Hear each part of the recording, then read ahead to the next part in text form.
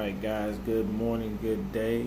Once again, your 49er reporter back. I know it's been a little bit of time. I didn't even give y'all a video for right after the Chiefs game or anything because, right after the Chargers game that we unfortunately lost. We broke a streak because we used to beat them all the time, but I mean, it's not bad. It's the fourth preseason game. Who cares? Not a big deal, right? You know, back again. Finally got the 53, y'all. Finally got the 53. You know, first off, if you like what you see, go ahead and hit the like button. If you want to go ahead and continue to get up-to-date information on the San Francisco 49ers all season long, hit that subscribe button. Make sure you hit the notification bell. You'll know when I post a video because all I do is give you the real. I give it to you raw. I give it to you straight, no chasing. So let's get right into this. We're going to dive in head first. Start off with the quarterbacks. Obviously, we got C.J. Beathard, we got Nick Mullins, and we have Jimmy Garoppolo. Obvious starter is Garoppolo. There has been word Monday that a backup will be named. I don't see why we're having a damn press conference for this. We all know it's going to be Nick Mullins. C.J. Beathard's got a big-ass for sign sale on his head because we don't need him. Basically, it's Jimmy and Nick, and we can use that roster spot for someone else.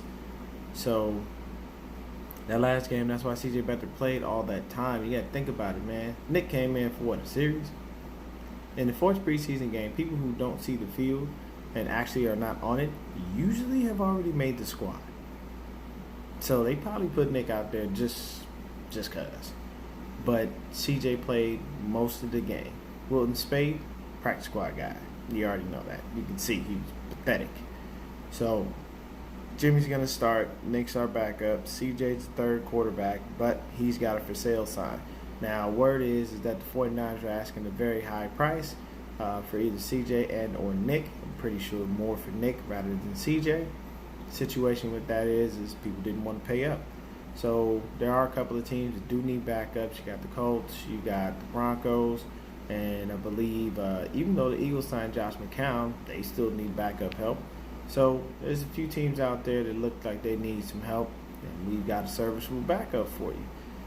Guy holds clipboard very well, you know, comes in. He doesn't always make the greatest of decisions, but it is what it is. We're just trying to get rid of him and trying to get probably at least a fourth or fifth round pick for him. So we'll move on. Next up, we got our running backs. So they've included Juice in this, so we have technically 4 backs.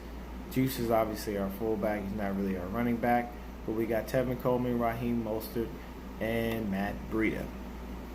I know everybody is wondering where Jerick McKinnon is. Jerick McKinnon is headed to the IR for the full season again. Cut his ass. It's time to get rid of him. Let it go. Don't care what your love affair is with him, Shanahan. I don't know what you think he can do, but if you thought he could do it and he can't do it, then why is he still here sucking up a roster spot, wasting money? But if you put him on season-ending IR, we actually save a roster spot. So for me, I say we move on with Breida and we move on with Tevin Coleman. I like Raheem Mostert. As long as he's healthy, he can carry the rock. He's still a fast and speedy guy. All 3 of our guys are really quick. Breida has looked the best during preseason. We went ahead and we cut Jeff Wilson Jr. even though he had a monstrous game the last time around. Basically what they're looking to do is try to clear this guy through waivers and put him back on the practice squad too. So it's very simple. Our running backs are solid. There's not really much detail to go into on any of the 3, or even, you know, Juice. We know what Juice is. Juice is like a Swiss Army knife, so they want to go ahead and keep him and give him a situation, you know, where he can come in and do what he needs to do and block and at the same time catch the passes out the backfield. I mean, he's good for just random plays where you just look up and you go, who the fuck is 44? You know, shit, that's Juice. So looks like hopefully our starting running back should be, it'll most likely wind up being either Tevin Coleman or Matt Breida. That really doesn't necessarily matter because it's going to be a running back by committee. Raheem Mostert stays for several reasons. 1, because Jerick McKinnon is on IR. 2, because he has great special teams value. Like the guy is a gunner on special teams. He can come down and light your ass up. So it's not really a surprise that we have him there. And we saw what we had in him before he wound up breaking his arm. So you know, we love it, and we're going to keep them either way. Now, as far as the receivers go, here is the big thing. We kept 7 receivers, guys, 7 of them. But there are 2 of them that are not going to be ready for the season opener. And those two guys, if they decide, most likely are probably going to be inactive just for the first couple of weeks because you have a 53-man roster, but you can only dress a certain amount. I think it's like 47 or something like that. So we kept Trent Taylor and we kept Jalen Hurd. The reason I mentioned those two dudes in the same breath is because Trent Taylor has been dealing with that foot issue, and we don't know when he's going to be back. And Jalen Hurd has been dealing with some back stiffness. They did say that it's a little bit, worse than what they anticipated. So he most likely will be waiting around until he feels like he can go again. We saw what he did against the Broncos, but we didn't see him the rest of the preseason, and everybody wondered why.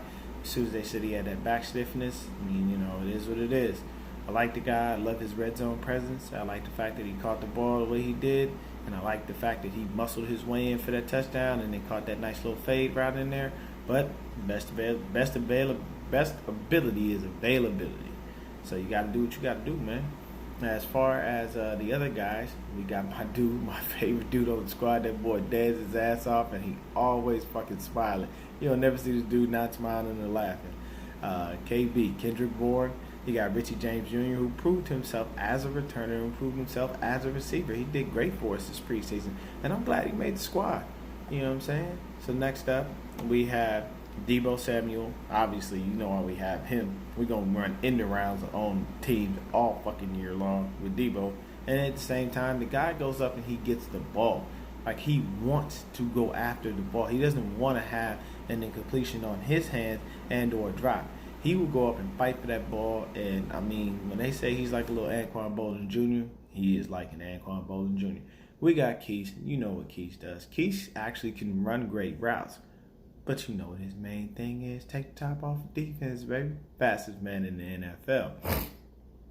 Then we have the unquestioned question mark, Mr. Dante Pettis. Everybody's been getting on Pettis all preseason long because it just seems to be soft, some people have went out their way to do some say some more negative things about him, and start to question who he is as a person, and other things that I'm not going to get into. I'm not going to do that. I'm just going to say that, yeah, he does seem a little soft, as far as like wanting to catch the ball, wanting to go over the middle, stuff like that. Bro, you got to get out there. You got to do it. Everybody say you got to get that dog in you, whatever. He likes cats. So you know what? Instead of getting a dog in you, Dante, why don't you go ahead and get some tiger in you, or some fucking lion or anything. But you got to get something in you. So when you hit that field, we already know that we got a viable pass catcher out there that wants to do things, that does things properly, and it's going to run these routes, and doesn't matter where the ball is placed, he's going to go up and get it. But that's pretty much it, as far as it goes for the receivers. So once again, just to recap, we got Marquise Goodwin, Dante Pettis, Deebo Samuel, Richie James Jr., Kendrick Bourne, Trent Taylor, and Jalen Hurd. 7 receivers. I feel like all of them are good. Now, this one was my question mark at first, but then it only took me a few seconds, and I figured it out. As far as our tight ends go, we have 4. George Kittle, Levi Toilio, Caden Smith, and Ross Dwelly. The 2 pass catchers out of that are going to be Kittle and Dwelly. You're going to see those dudes catch passes, and, if we need to, if we're running 2 tight end sets, that's probably what we're going to do. But the other 2 guys are great blockers in Toilio and Caden Smith. The reason I say this is because the fastest guy out of all of those dudes is going to be Kittle. That's obvious. But here's another thing. When it comes down to blocking, like I said, Toilio and Smith are good. And Smith run like a snail. He like a baby Jason Witten. He's one of them people, he gets open and he annoys you because he gets open. But in the same instance, the next thing you know, he moving down the field for 20 yards. And you just wonder how the hell he got there because he's just so slow. But as I stated, the reason that we have 4 of these guys is we need the help on that offensive line. Our offensive line is not solid by any stretch of the imagination. Our starters are solid, but our backups ain't shit. And we're going to have to be very careful throughout the season with these guys. If we see anything, we may have to, start different people. And we don't want too many guys rotating in and out the line. We want our line to stay solid and be ready the whole season long. So that's probably the reason why we kept 4 total tight ends, because we need the offensive line help, period, point blank. So we got Kittle, Tolio, Smith, and Dwelly. There you go. Those guys that we have. We cut a couple, we cut some other tight ends, but no other tight ends going to make it. I honestly thought it was just going to be Kittle and Dwelly, as far as keeping just 2 tight ends to be able to open up spots for other people. So, as far as our offensive line goes, this is the last of the offense people. I'll break out and do another video for our defensive guys. So, Justin School made it. Ben Garland is there. We got Weston Richburg. We got Mike Person. Of course, we got Joe Staley. We got Mike McGlinchey. We have Lakin Tomlinson and Daniel Brunskill. So, basically, Garland is going to be Weston Richburg's backup because he's backup center. You got Person and School. You got Brunskill. And, the thing is that School and Brunskill are going to actually be played multiple positions. They're going to need to because they're going to have to be backup tackles. They're going to have to be backup guards. So that's going to be their main focus.